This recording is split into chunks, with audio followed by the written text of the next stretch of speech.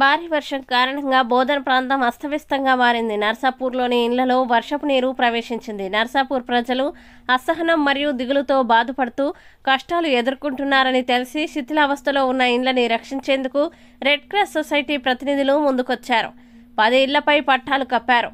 బోధన్ పట్టణ పరిస్థితులపై municipal commissioner Jadhav Krishna మాట్లాడారు. Red cross society Bodhan division president Basweswararao మాట్లాడుతూ నర్సాపూర్ ప్రాంత ప్రజలు అతి భారీ వర్షాలతో ఇబ్బందులు ఎదుర్కొంటున్న సామాన్యులకి 10 సంవత్సరాలు పనిచేసే తైవాన్ పట్టాలు పంపిణీ చేశామన్నారు. ఈ కార్యక్రమంలో బోధన్ టౌన్ మరియు మండల రెడ్ క్రాస్ అధ్యక్షులు కొడాలి కిషోర్, జిల్లా executive member Srinivas, Bodhan Lions club అధ్యక్షులు నాగేశ్వరరావు, స్థానికులు సాయికృష్ణ, నర్సాపూర్ గ్రామస్తులు పాల్గొన్నారు.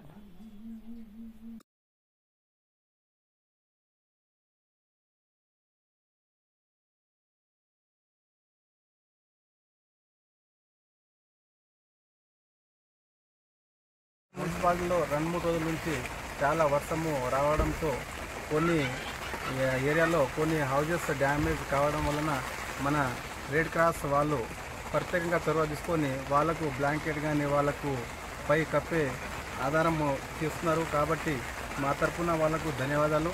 మరియు మున్సిపాలిటీలో బోధన్ మున్సిపాలిటీలో ఇక్కడ వచ్చిన ప్రాబ్లం కూడా నేను ప్రత్యేకంగా చూస్తున్నాను. ఇప్పటివంటే అయితే ఇక్కడ ప్రాబ్లం లేదు.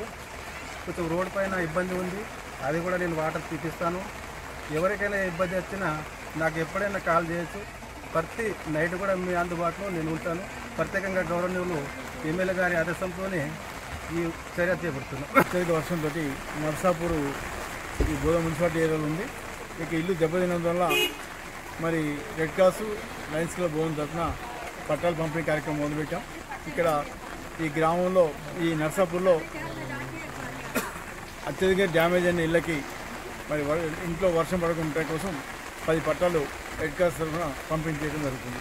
దీంట్లో మున్సిపల్ కమిషనర్ గారు, అలాగే రెడ్ క్రాస్ బోధన్ మండల టౌన్ ఇన్ఛార్జ్ కిషోర్ గారు, అట్లాగే శ్రీనివాస్ గారు ఎగ్జిక్యూటివ్ మెంబరు, అట్లాగే లయన్స్ క్లబ్ బోధన్ అధ్యక్షుడు నాగేశ్వర గారు పాల్గొనడం జరిగింది.